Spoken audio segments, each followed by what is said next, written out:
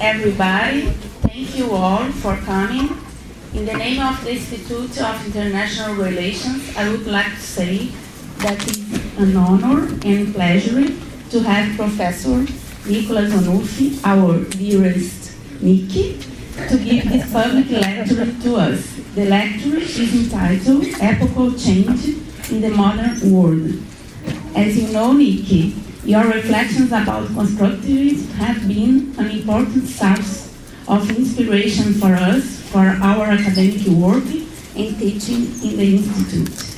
And you are very lucky to have had you as our professor and friend during the last years. So first I will pass the word to Professor Victor Coutinho that will introduce Nick and Nick's work. Okay. Bom dia a todos, a todas, a todos. I'm gonna speak in English and I'm gonna introduce Nick Onuf very quickly so that he can start talking. Nicholas Onuf is recognized internationally as the scholar who introduced constructivism in international relations. His book, World of Our Making, 1989, is the classic that marked the constructivist turn in the discipline, in the field.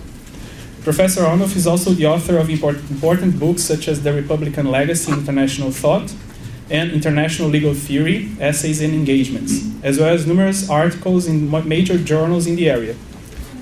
At PUC-Rio, Professor Onuf primarily operates in the postgraduate program, which offers the course History of the International System, and also lectures and classes at the undergraduate program.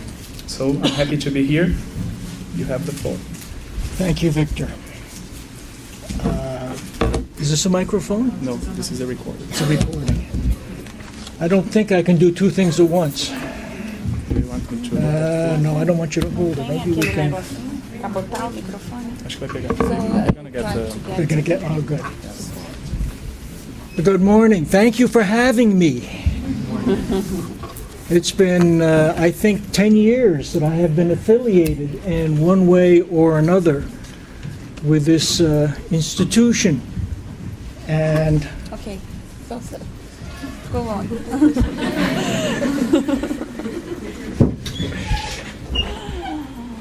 And although my instructional responsibilities were mostly with the...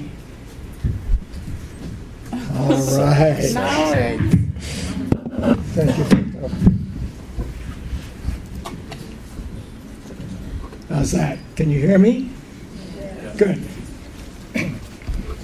My instructional responsibilities were mostly with the advanced students. I had the great pleasure on any number of occasions of dealing with undergraduate students, and I think probably most of you here today are undergraduate students. I have tried to prepare a talk which will be accessible to everyone and will bore no one. We will see.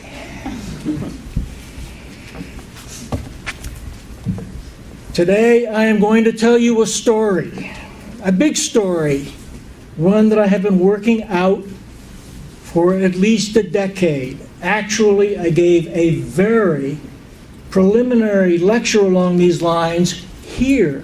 It might actually have been in this room in 2010. I have finally put all the pieces together, all the chapters in place, and the whole story will appear in print next year.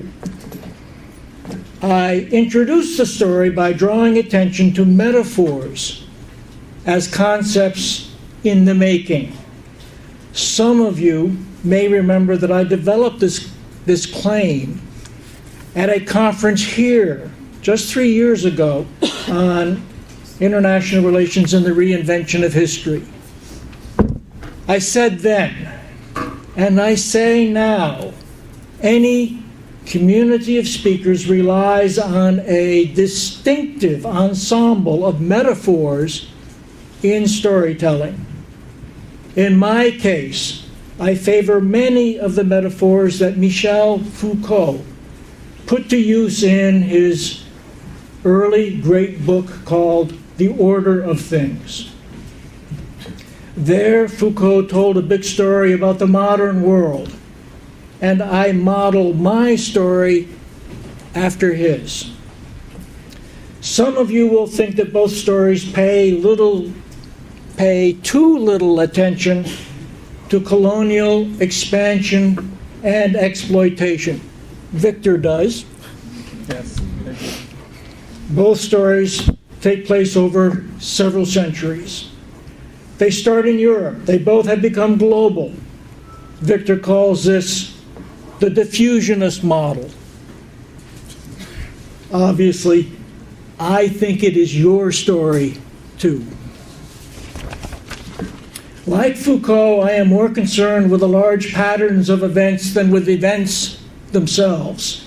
I am, however, more directly concerned with working out the conceptual links in the way we think, talk, get things done, conduct ourselves, and run societies than Foucault was, at least in that early book of his.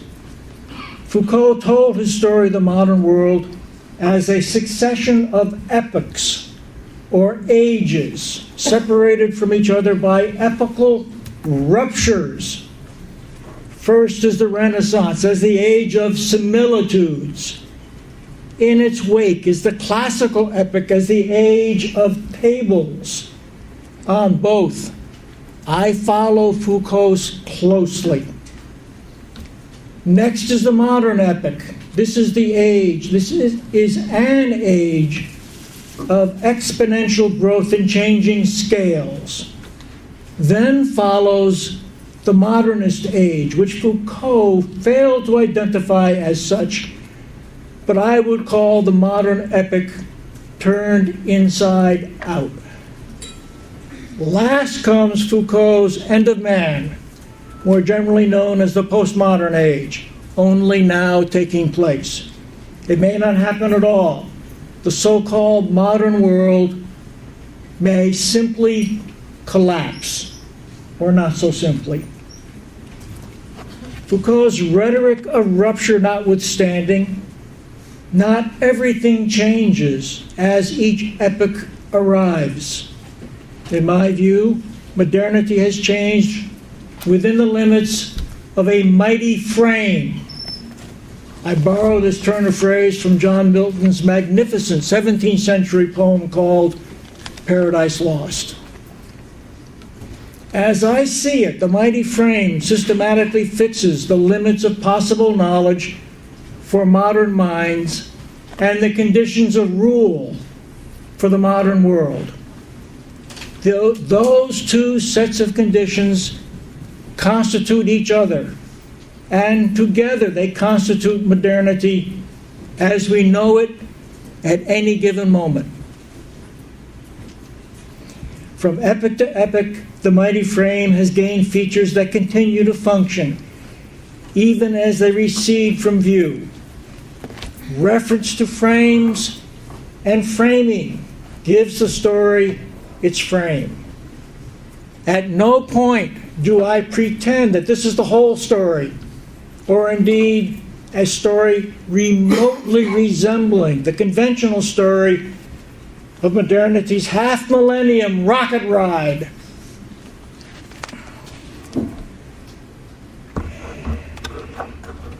Do you want to open that? Would you please?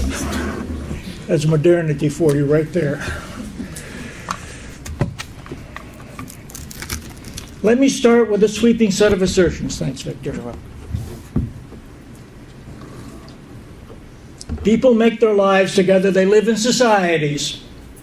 All societies are political, insofar as people have worked out distinctive ways of dealing with whatever matters to them most. My subject is the political society that we so often call the modern world.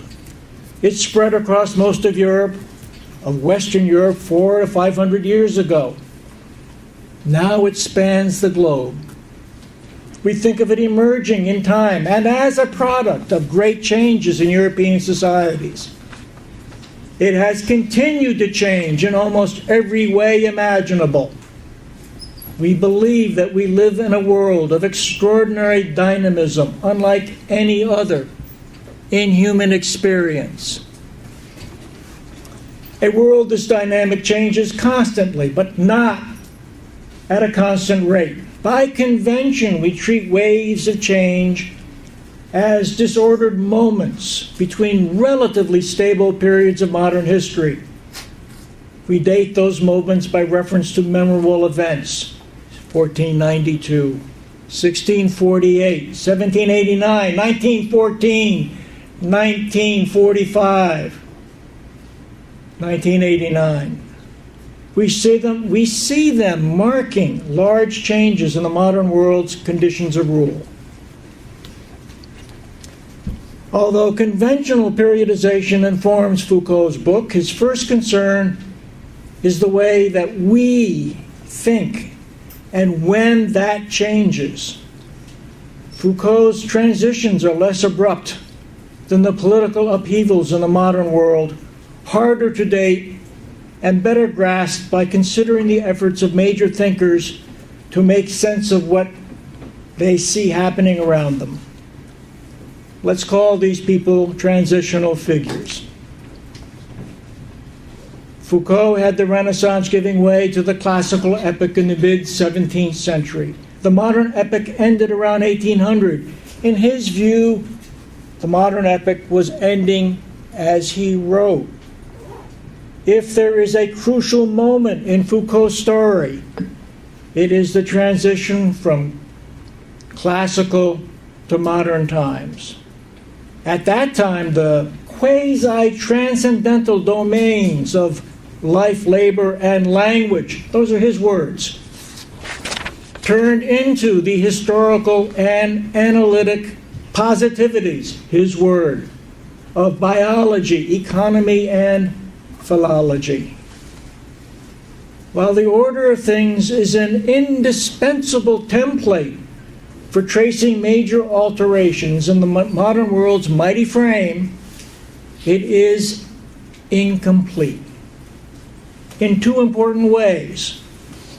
Foucault disregarded the transition from the modern age to the modernist age in the decades around 1900. And he overlooked law as a fourth domain. As a result, Foucault said too little about the link between conditions of thought and conditions of rule. I argued this point in a conference that Philippe Bonditti organized 4 years ago. Again, right here. Marta, you and I both gave papers at that conference. Now I'd like to say a little bit about Renaissance Europe as a traditional society. In traditional societies, similarities among things as they seem are always significant. Similitudes make their appearance in and as signs. This is Foucault's assessment of the conditions of knowledge in the Renaissance.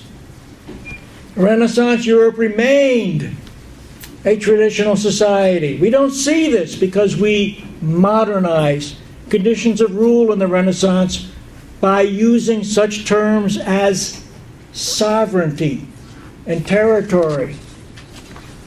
Sovereigns exercise control over lands and their appurtenances, not territory in any abstract sense. Royal houses engaged in highly stylized relations, though hardly as sovereign equals. Similitudes call for comparison. The Renaissance ended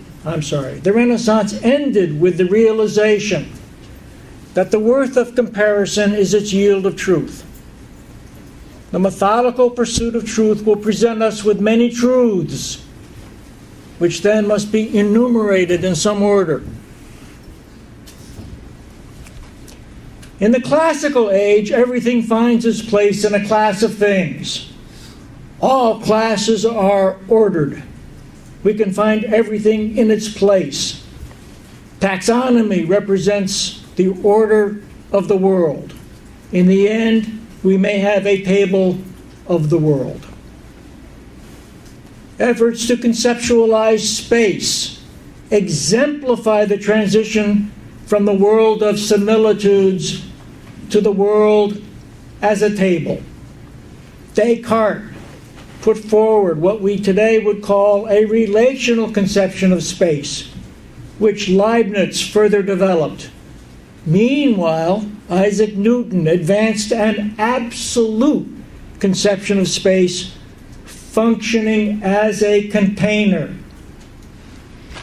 By anchoring the laws of mechanics and equating God with space, Newton's conception dominated the classical mindset.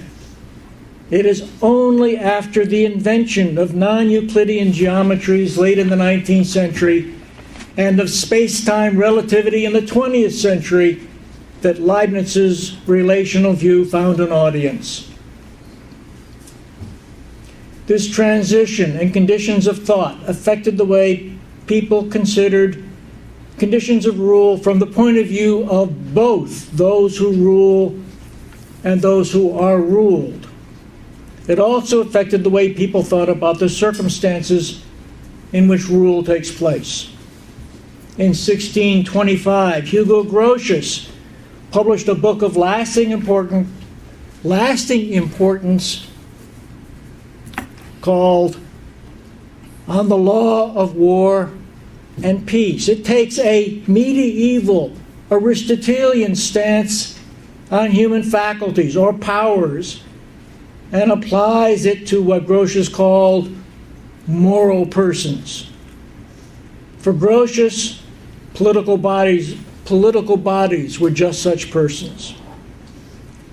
Another transitional figure, Samuel Pufendorf. You like that name? Pufendorf. My wife calls him the Poof.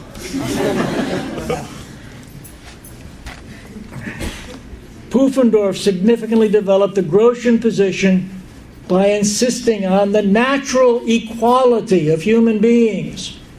From there, he worked out the idea that rights among equals, be they human beings or moral persons, imply correlative duties.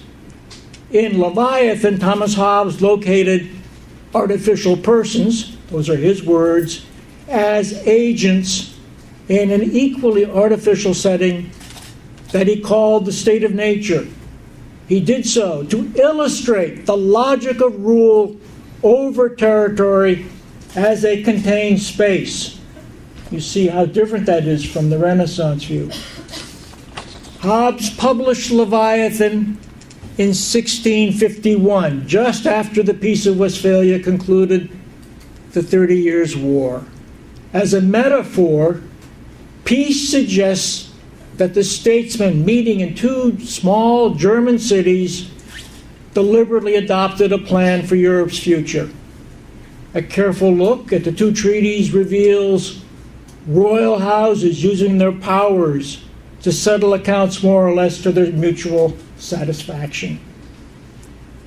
Nevertheless, myths matter. The Peace of Westphalia still functions as a constitutive myth for an epic just then taking form. One of the defining features of the classical epic is said to be the balance of power. The metaphor of the balance as an apparatus for weighing goods creates the impression that the powers or states have some property called power. The metaphor of balance relies on yet another metaphor. As a homogenized mass, the state can be weighed despite its irregular conformation and complex socio-political arrangements.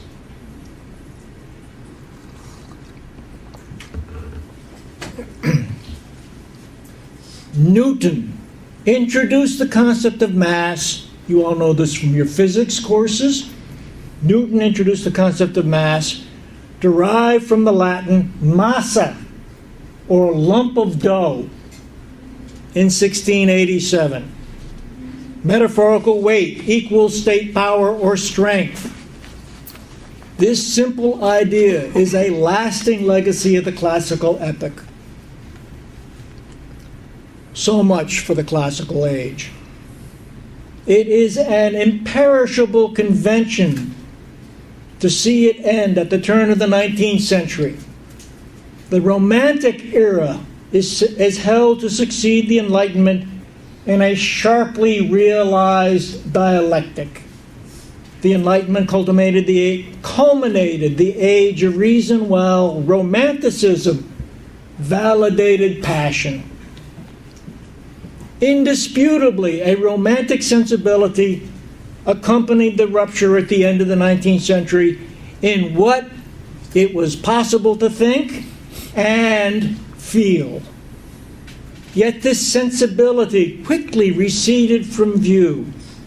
It emerged periodically as an expression of resistance to the dominant positivism and rationalization of the modern epoch.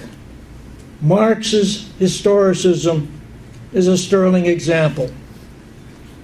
Foucault had little to say about Romanticism. His sense of the modern epoch is best conveyed in the Order of Things chapter on Man and His Doubles, which finds Immanuel Kant everywhere in the background. In my reading, Kant himself is a double figure. While Kant upset the classical cart with the Critique of Pure Reason in 1781, he slid back in his later moral and political writings. Even if, in keeping with the first critique, nature gives every appearance of being ordered to accommodate our needs, Kant seems to have believed that we have reason for a purpose, and not just our own purposes. Indeed, it is nature's purpose that dictates our use of reason. If this sounds like Grotius at the other end of the classical epoch, and Grotius sounded a good deal like Aristotle, there's a reason for this: Kant's ambiguous position as a transitional figure. When Kant had an idea for a universal history in 1784, he was following a well-worn path. By application of our God-given reason to the rest of nature, human beings went from the savage life of the hunter, here I am quoting Kant, to animal husbandry and the cultivation of the land, permanent dwellings, mutual exchange, culture, and civil society. For Kant, these developments were a mixed blessing. Better known are Adam Smith's 4 stages of human history: the ages of hunters, of shepherds, of farmers, and of merchants. That nomadic barbarians that set back the development of Europe by many centuries was a constant refrain for Smith and his contemporaries. Nevertheless, they believed that Europe's belated development resulted in a novel society of politically independent societies, ever vigilant and often at war. These societies, formed as states, were committed to improving their productive capabilities and reaping the benefits of commerce among themselves. The penchant for conjectural history and periodization survived the rupture between the classical and modern ages. Universal history superintended the rise of national histories. The provisional character of conjecture gave way to a sense of certitude about the necessary sequence of developments in European societies, and thus the modern world as a whole. Historicists and positivists alike periodize history to distinguish Europe from the rest of the world and glorify Europe's future. Auguste Comte, forgive my French, introduced the term positivism for his program to unify the natural and social sciences in a system of universal laws. If natural law was a quasi-transcendental domain, to use Foucault's words, then positive law was obviously an historical and analytic positivity. According to John Austin, positive law could only have its source in sovereign command, and it depended on sanctions. International law failed the test of law on two counts: finessing the sanctions issue depended on establishing sources of law that states accepted as such. As Secretary of State for the United States, James Madison, he was the great architect of the U.S. Constitution, was the first to see that the sources of international law are rules themselves, although they are obviously unlike other rules said to be binding on states. The former are not subject to modification through the evidence of general consent. Whether the principle of sovereign independence and the established sources of international law weren't being called the Constitution of International Society, they constitute the conditions of rule in the modern epoch. Now that I've talked about the transition to the modern epoch, I should say a little more about its defining features. As I said earlier, Foucault failed to distinguish between the modern epoch, which begins around 1800, and modernism, which I take to be an epoch in its own right, beginning around 1900. Modernism does not displace the modern so much as infiltrate, amplify, and subvert what is distinctively modern, all at once. Foucault's mistake was to identify interiority as an epistemic principle for the modern age. In my view, looking inward is modernism's defining feature. Instead, the scalar effects of demographic, scientific, and industrial revolutions all but define the modern age as people came to experience it in their daily lives. Such transformations in scale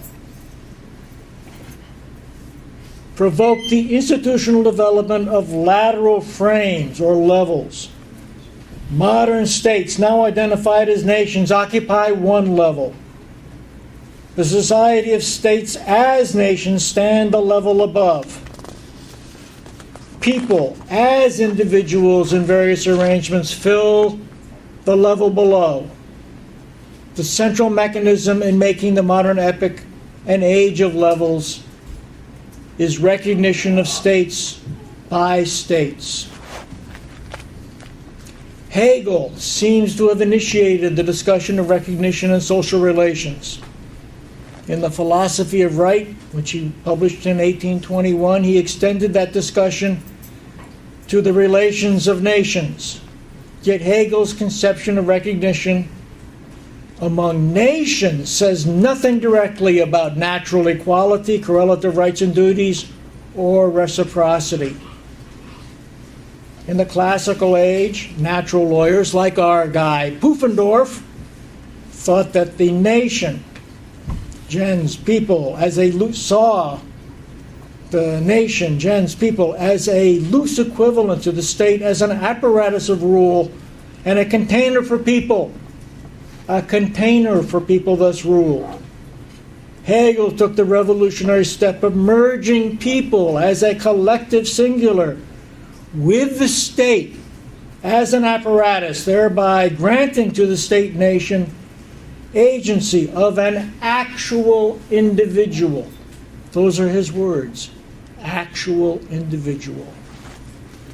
States are no longer artificial persons, as Hobbes had it, on whose behalf and in whose name individual agents exercise their wills.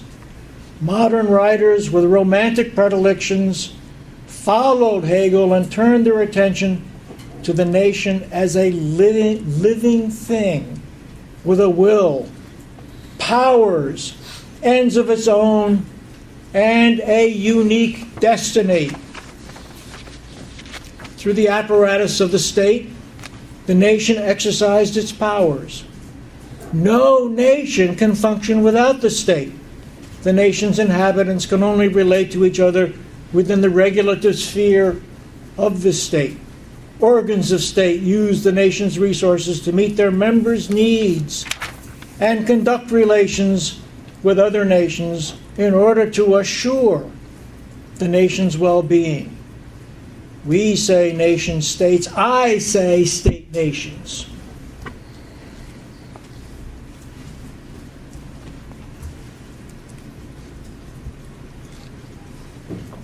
I cannot talk about the transition to modernism without first saying something about modernism in general terms.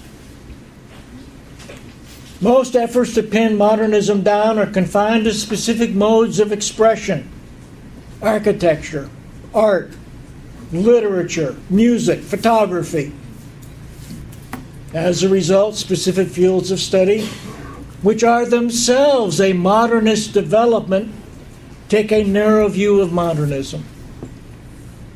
And this makes generalization risky.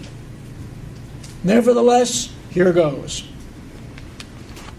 Modernism does work by breaking through the surface, working through layers, and finding what's inside. It does privilege, does over is. There is no empty space. There are only ensembles of relations, or stable and or shifting, linked by purpose. In short, form follows function. Complexity induces differentiation along functional lines. Organic metaphors find themselves at home. Tasks and their performance make people what they are within society. Limitless causal sequences, natural laws, conscious deliberation, and positive modalities of control do not. How to get inside or bring the inside out is a task not just for the arts. It calls for methods of inquiry suiting the human sciences, exposing innards. We see how they work, what is regulative in the works, why some ensembles seem to lack in structure or meaning, how wholes hang together. A distinctively modernist philosophy must dig beneath or get inside the question, what is it possible to think, and ask, what is doing the work called thinking? Edmund Husserl's Phenomenology is the one philosophical program of this time of transition directed consistently, almost obsessively, to these questions and their implications for social existence. While he never gave up on the modern, highly romantic notion of intersubjectivity, late in his life, Husserl introduced the compelling metaphor of life world, thus opening the door from phenomenology to social theory. Modernism is functionalist through and through. Even phenomenology is functionalist through and through. In the social theory of Husserl's time, it is Emil Durkheim who most systematically spelled out a functionalist perspective. Modern positivism and modernist phenomenology start with mental or physical states and not with human ends manifest in individually experienced and collectively constituted social reality. As a transitional figure, Durkheim started with society and its constitution, coupling these terms well before modernist social theorists did so in the name of constructionism and constructivism. Looking below the surface, Durkheim found social complexity subject to differentiation of ever more specialized institutions to perform more specialized tasks. Later writers held differentiation to be the sine qua non of modernization, which discredits ascribed statuses and repeals personalist rule as it expands choice and rewards performance. I suggest instead that as status markers are revised, stratification continues to give society its structural integrity. Modernists had remarkably little to say about relations among state nations, despite the rise of functionally specialized international administration. Indicatively, the Fabian Society, dedicated to social reform and closely affiliated with modernist artists and writers in London, ignored Durkheim's functionalism and only belatedly turned attention to what the society called international government. Leonard Woolf, whose wife, Virginia Woolf, you've heard of her, was a celebrated modernist, drafted a report for the Fabian Society in 1916 in which he took the rise of an international administration to be a useful product of international agreement, allowing modern state nations to enhance their capacities to meet the needs of society. One World War and Great Depression later, David Matrany finally set forth a full-blown functionalist theory applicable to international society. Matrany's theory survives only as a marginal concern in international theory. I don't even know if the courses here mention Matrany. Do they? No. For us or for him? Good for us? No, bad for you. You're bad modernists. I see. Just too modern. You can see how much I'm hammering away at the distinction between the modern and what's modernist. I think it's crucial to understanding what I'm trying to say and what Foucault failed to say.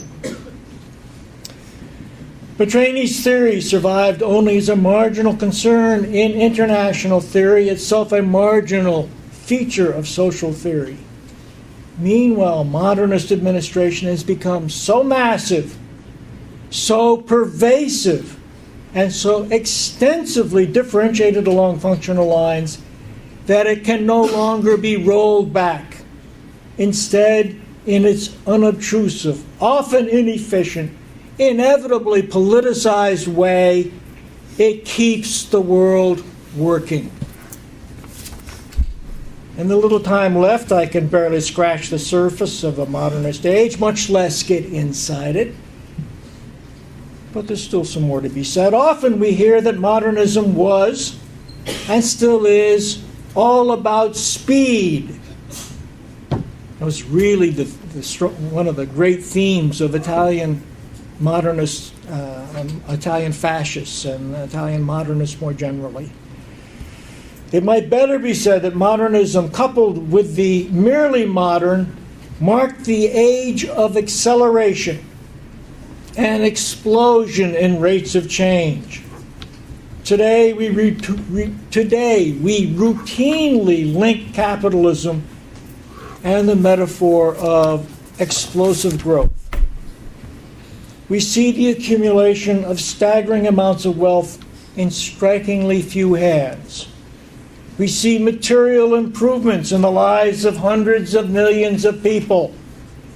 We see the immiseration of hundreds of millions of people. We see shifting prospects for improvement or immiseration for just about everyone.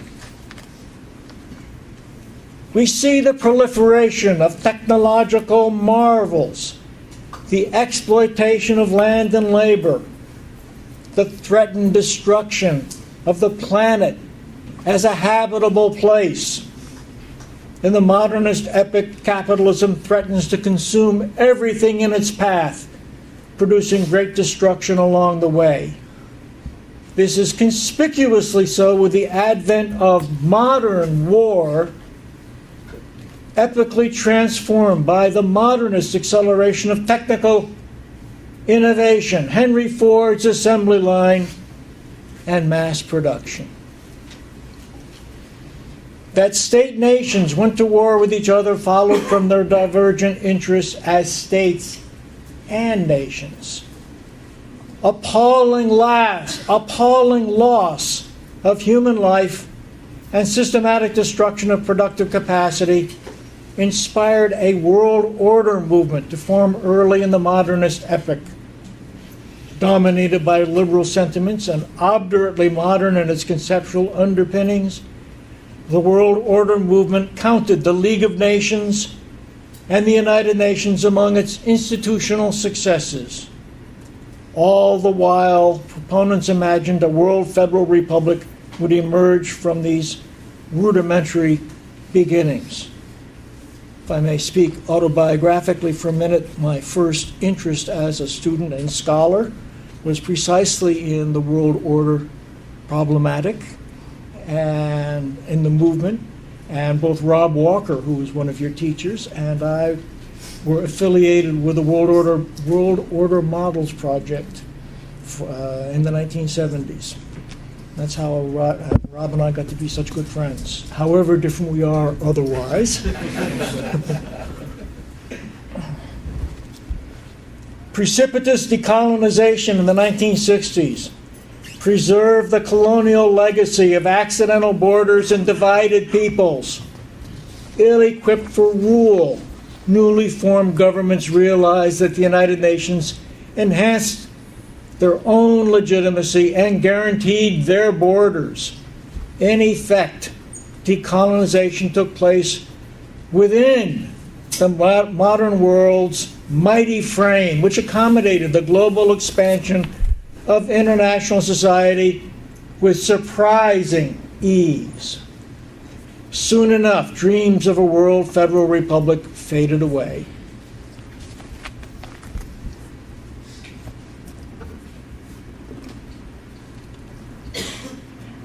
Now let me ask, after modernism, we're talking about the next transition. After modernism, what? Starting in the 1970s, writers in literature and the arts indiscriminately deployed the adjectives postmodern and postmodernist to describe what comes next. Yet the postmodern movement never set the terms for a transition to a new age, and it was too preoccupied with itself ever to have done so. We must look elsewhere for signs of epochal change. Those of us who took notice of the postmodern rupture in the 1970s saw it as a sharp turn to language. Exemplifying this turn is Ludwig Wittgenstein's legendary reconsideration of language as lived in and through speech. If the turn to language puts language ahead of speech, then it puts cognition ahead of social experience. To connect cognition, which is where we started out with Foucault, remember, to connect cognition and rule systematically, we must turn to speech and the way it functions in making social experience intelligible. Turning to speech is a turn to what people do when they speak. When people speak, they seek to affect listeners. To do so, they must follow certain rules built into language, which guide listeners as to what speakers want to be done. Thus informed, listeners may respond by doing something themselves. Although retrospectively, it is obvious that speaking must be performative in function, J.L. Austin was first to point out this state of affairs in the 1950s. And let me also point out parenthetically, there are two John Austins in this story. One of them wrote in the 1830s. He was the positivist lawyer. And now we have a second Austin who is a philosopher, Oxford philosopher, writing 120 years later. Don't get confused. Okay, it doesn't matter if you're confused. It's not that important. When people speak, ought is implied. You should assume that I am sincere, and you should believe what I say about things. Social practices strengthen the implicit normativity of what we say because people repeat and thereby confirm what they hear or they associate specific speech acts with already normativized practices. Rules emerge from what we say. Thinking about speech in functional terms opens up the possibility of a framework, systematically linking the conditions of possible knowledge to the conditions of rule. The story thus far would seem to favor performative speech over its propositional content in the transition from modernism to whatever comes next. Let me stop for 1 second and declare my own prejudices here. My prejudice is in favor of performative speech and not propositional content. My prejudice is in favor of a framework linking conditions of possible knowledge to conditions of rule through speech and rules. And this is what I called constructivism quite a few years ago. The other side of the story, propositional content, favors what I just called propositional content, and most observers would call information. The explosion of machine-processed information seems to have changed everything in the daily lives of many people, certainly all of us in this room. Many people think that the modern world has entered, you hear this all the time, the information age, thanks to a virtuous spiral of technological development. The technology in question was initially the work of electrical engineers. They designed mechanical circuits and networks for the transmission of electrons, radio waves, and eventually information rendered in binary form. Some of these engineers began to use high-speed computational machinery to model or simulate a variety of what they called dynamic systems. When an MIT group applied such a model to the modern world, their short book with the arresting title, The Limits to Growth, showed that accelerating industrialization, rapid population growth, widespread malnutrition, depletion of non-renewable resources, and a deteriorating environment will almost certainly result in what they called overshoot and collapse. There ensued a great furor. Computer models to the contrary, a great many people continue to believe that self-financing technology will solve all problems. Nothing illustrates this complacency about the future better than the craze for robots artificial intelligence, and cyborgs. You know what a cyborg is? Cyborgs combine mechanical and organic components in a functioning system of control. Of the many commentaries on this subject, the most celebrated is Donna Haraway's A Cyborg Manifesto, which appeared in 1985. Some of you may have read it. According to Haraway, these fabricated, invasive systems of relations have acquired all of the attributes of human consciousness, relieved of bodily limits, social constraints, and even language. As with machines, so with animals. In her words, language, tool use, social behavior, mental events, nothing really convincingly settles the separation of human and animal. It suffices to say, it suffices me to say, animals do not think about the world. They do not make the world what it is by speaking to each other or to us about their world. Has there been, or will there soon be, a transition to something new in what is possible to think? As you can tell from what I've just said, I am skeptical. In the absence of such a transition, it is unlikely that we will see signs of a significant change in the conditions of rule. In my view, capitalism is a spent force. This is obviously a tendentious claim, and I am in no position just now to defend it. Let me just say that we have run into the limits of growth, more or less when the MI team told us we would.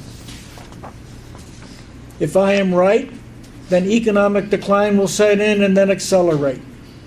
Here in Brazil, you know what I'm talking about. Material inequality will increase. Short of complete collapse, established conditions of rule are likely to be reinforced. The International Society of Modern State Nations shows no signs of fading away. Information machinery has reinforced a spatial sensibility. We moderns see the world as if flying overhead, as if we are flying overhead. As migration dilutes blood ties and multiplies languages in daily use, I was thinking about that phrase this morning, multiplies languages in daily use. Do you know that in the Los Angeles Public School District, students speak 170 languages at home? That's just unbelievable to me. Nothing like that here, of course, but must be dozens of languages. Where was I? As migration dilutes blood ties and multiplies languages in daily use, nations depend all the more on territory for their social coherence and emotional appeal. Remember, territory as an invention of the classical epoch. That sovereignty is more difficult to locate spatially only illustrates the effects of modernist functional differentiation. Functionalist administration does not displace space or overlay it. Instead, it penetrates the immediacy of place, every place, by making itself indispensable. For many people who attend to the affairs of the world, that's most of you guys, I'm too old to care anymore, globalization is the one word summarizing what they think they see happening around them. What they see is an exponential increase in the speed with which modern ways have spread. With globalization has come resistance. Much of that resistance is aimed at recovering lost traditions. That's way back on the other side of modernity. Even if those traditions are imagined or restoring other once mighty frames, other ways of thinking and ruling. Chinese are particularly susceptible to that. Some of this resistance, authorized or not, takes place within state nations, typically in the name of the nation or the people. Some of it is regional, often expressed in the name of ancient civilizations and embedded religions. Much of it is cast in the language of values. More specifically, it is cast in language directed against the modern disposition to assert principles for the whole of humanity. In response to resistance in its various forms, cosmopolitan experts in a panoply of functionally differentiated agencies and authorities use their expertise for the pacification of disgruntled publics. Panoptical surveillance is only the most visible evidence of expert rule as the modernist age drags on. End of story.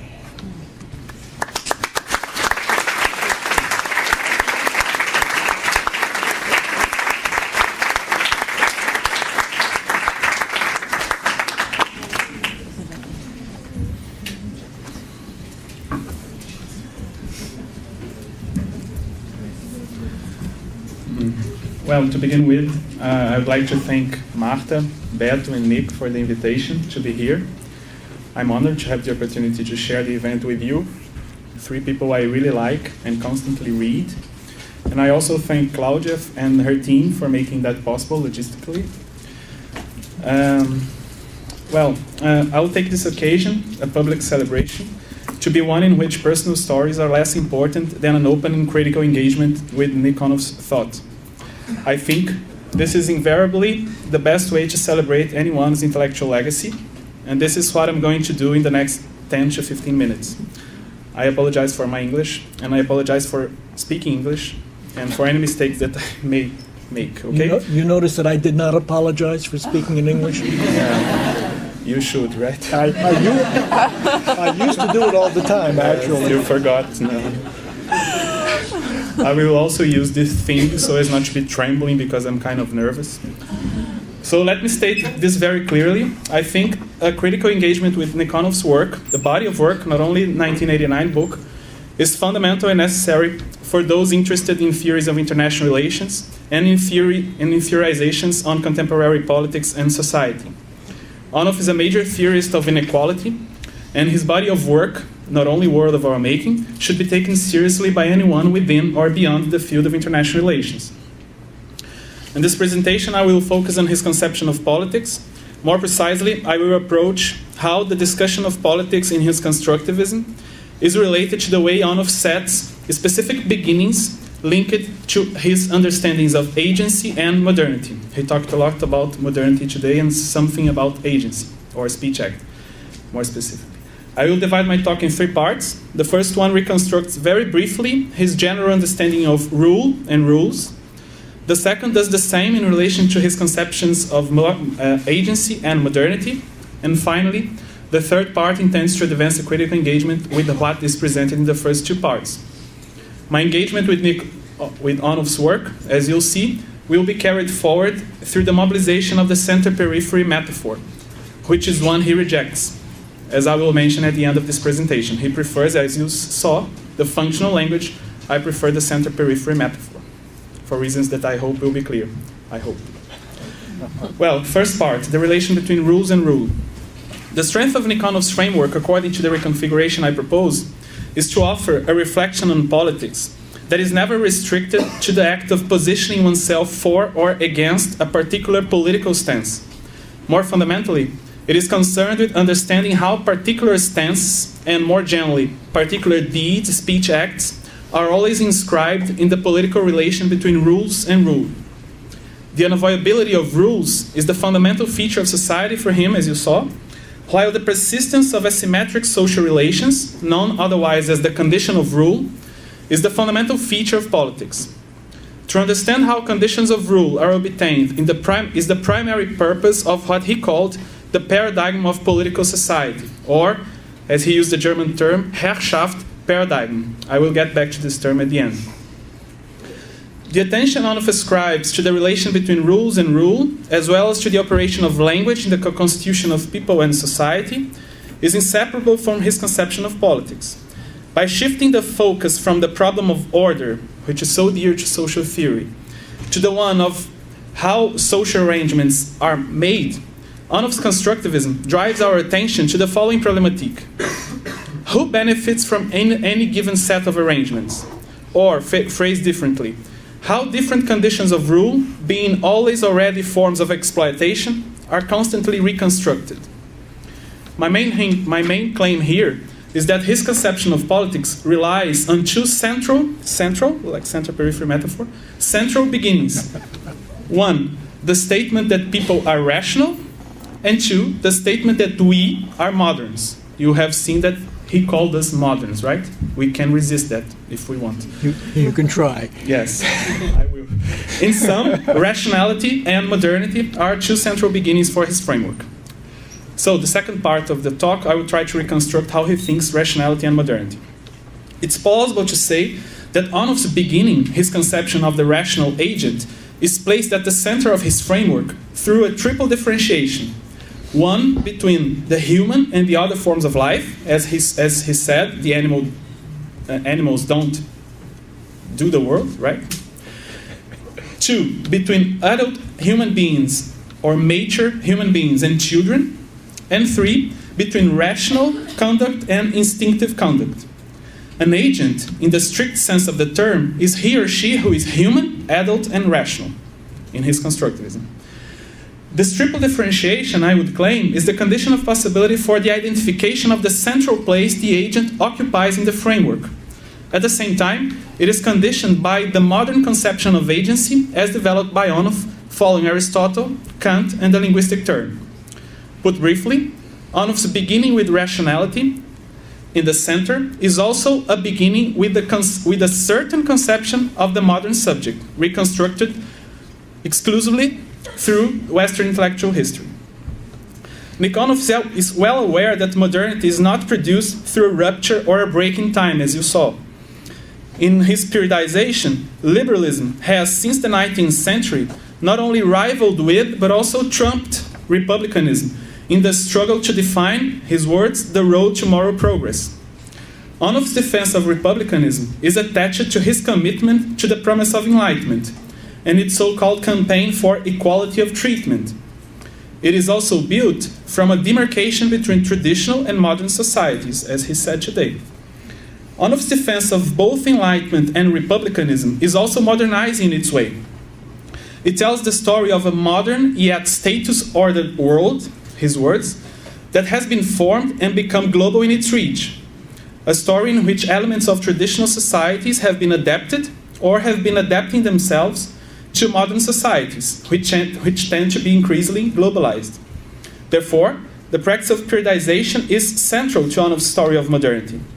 If it is certainly the case that discontinuities to him do not imply complete ruptures, since old ontologies never die, his words, and old ways of thinking persist in the new ones, it is also the case that in his story, the modern episteme has been given a historical beginning into an identifiable historical center. As we configured so far, Onuf's beginnings set the conditions of possibility for his creative undertaking. Human beings are conceived as rational and as living in a globally diffuse modern world. There is in his framework, therefore, a certain we centering the story being told. We, the rational beings, we, the moderns. In few words, his story tells us, anyone, that historically we have become modern rational agents. Now, let me move to the final part of my talk. In this part, I will briefly propose certain re-beginnings. There is a problematization of Onuf's beginnings. I have entitled this part, Dangerous Beginnings, Peripheral Re-beginnings. First, in relation to rationality. To Onuf, as I said, the power of speech is intrinsically linked to human rationality. However, being faithful to the constructivist motto, in the beginning was the deed, which is one of the epigraphs in The World of Our Making, there would be no ground to simply assume that beginning with rationality is not itself a deed. If Onuf postulated that rationality is an identifiable essence of the human, he would contradict his philosophical idealist post-Kantian stance. The beginning must be conceived, therefore, as a deed. But let me move this proposition further. To Onuf, activities, he defined here again, are political whenever members of a social arrangement consider them to be, I quote, the most important ones engaging their attention. Well, if that is the definition of politics, we must accept that the distinction between rational beings and other forms of life, including irrational beings, has been one of the activities human beings have been historically most attentive to in the so-called Western intellectual history. In face of that, one cannot neglect that beginning with rationality has been a fundamentally political deed among so-called Westerners. To be clear, I'm not postulating here that human beings are indeed not rational or not different from non-human forms of life. This is not my concern here. My point rather is to call the attention to the way in which the triple differentiation Onuf relies upon to define the agent, human, non-human, rational, non-rational, adult and children, has been historically part of the activities human beings have been most attentively engaged in, which is Onuf's definition of a political activity in the first place. This political activity has also been crucial to the making of what has come to be called modernity, especially in how the modern world and the modern agent have always been understood in relation to non-modern worlds and agents.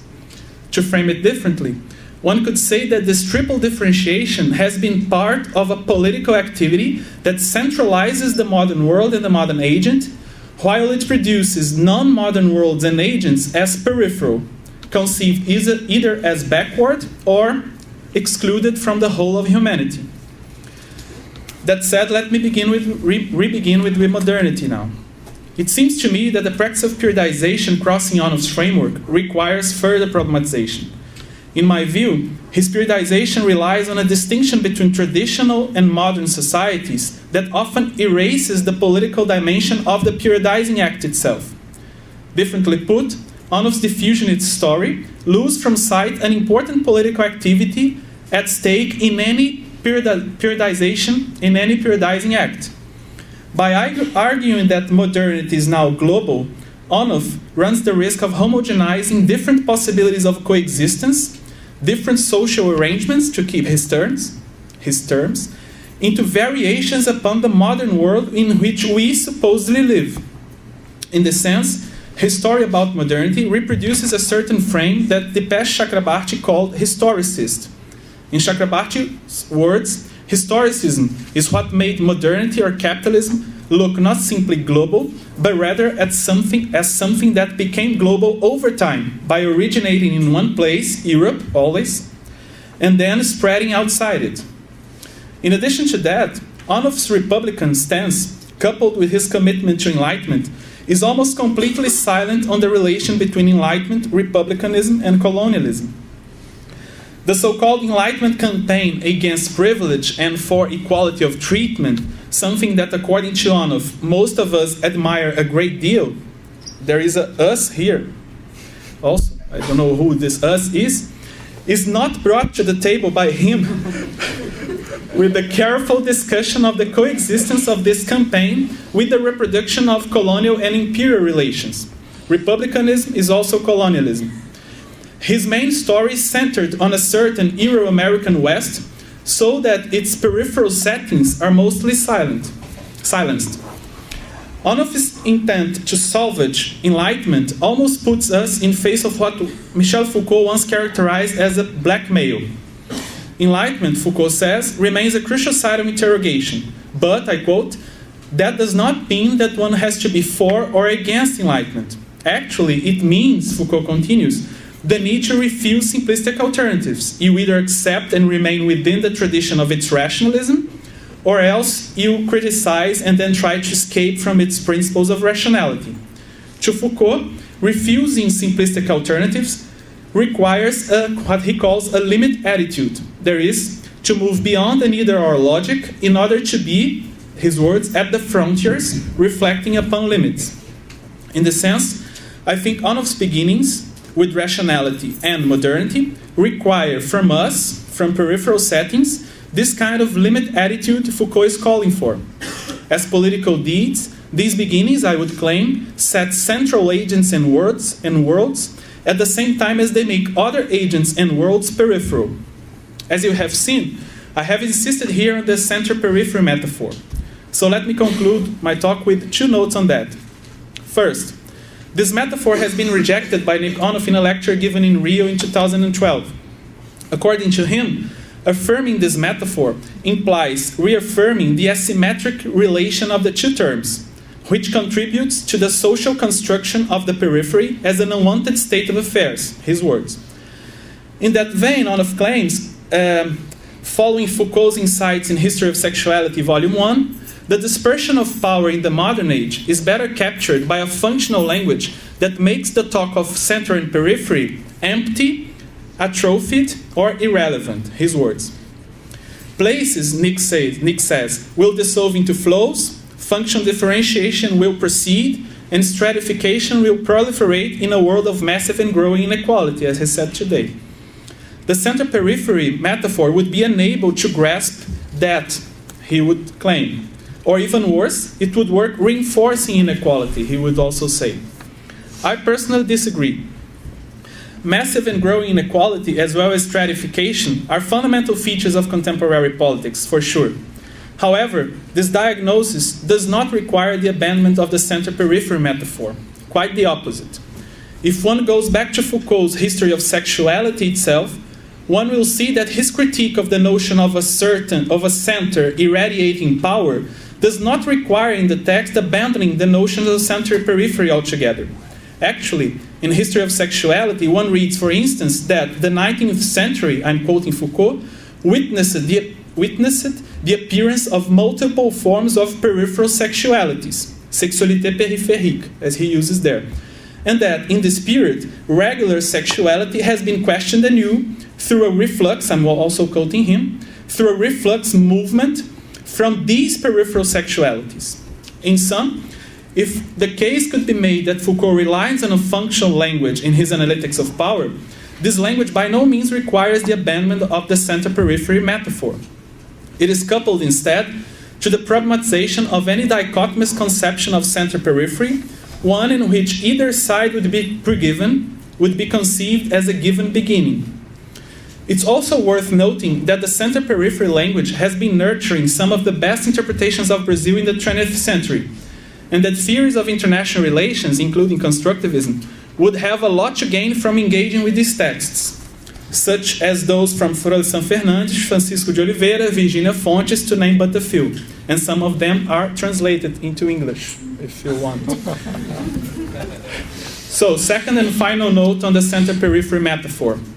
In the beginning of this text, I said how the notion of rule is central to Onuf's conception of politics. There is, to the relation between rules and rule in his paradigm of political society. Rule is a translation Onuf prefers to the German term Herrschaft. I don't know how to pronounce it, but... Herrschaft. Yeah, Herrschaft. On Herrschaft, Heidegger once posed the question in his introduction to posed the following question in his book Introduction to Metaphysics. Heidegger asked, how does this logos, as reason and understanding, come to rule, Herrschaft, over being at the beginning of Greek philosophy? A reader of Heidegger's question, mediated by a Derridian interpretation, would stress that the inevitability of setting beginnings coexists with the ultimate impossibility of a pure beginning or a pure origin. Onuf has always been aware of that and has always been explicit about his, I'm quoting him, psychocultural penchant for logocentrism. He has been less explicit, however, about how this logocentrism has come to rule Herrschaft, to take Heidegger's question again. The setting of beginnings, I would claim, is a political ontological act through which one attempts to manage life and death among surviving ontological potentialities, managing at the same time certain pasts, presents, and futures, In some, managing the life or death of different agencies and worlds. In this sense, Onuf has been less explicit, I think, about how his logocentric beginnings have, for long now, become central to certain conditions of rule. There is, how his logocentric beginnings are invariably linked to fundamentally asymmetric relations. I take without reservations that conditions of thought are linked to conditions of rule through language, and that human beings are central in these processes. I agree with Onuf on that. My reservations point towards another dimension. What one means by we rational humans. What one means by we moderns. To put it differently, my reservations point towards what one is ready to make peripheral in the definition of modernity and rationality as central beginnings. In the final paragraph of World of Our Making, one reads, "There is no solution to the human reality of exploitation. Even in the absence of a solution, one must call exploitation what it is, in all the ways that it is what it is. In my view, peripheral beginnings, there is the problematization of rationality and modernity from central places, are crucial if one wants to take Onuf's framework ahead and call exploitation what it is, in all the ways that it is what it is." Thank you all, and thank you, Nick.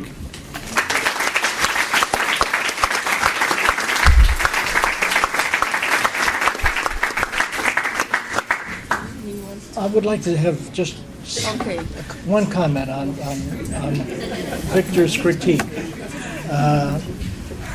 I want you all to know that Victor and I have been talking about these issues for how many years? 7. 7 years. And I am happy to say publicly, Victor has been my most subtle and perseverant critic over that entire time. And I cannot think of a greater compliment to Victor and to the conditions of thought in which he has emerged as a scholar and intellectual figure himself. And Victor, I am really grateful for the engagement over the years. Victor is one of, I think, 3 people who have read the entire manuscript for the new book, which I synopsized for you this morning. And Victor sent me his remarks for today a few weeks ago. They're brilliant, and he's right on most counts.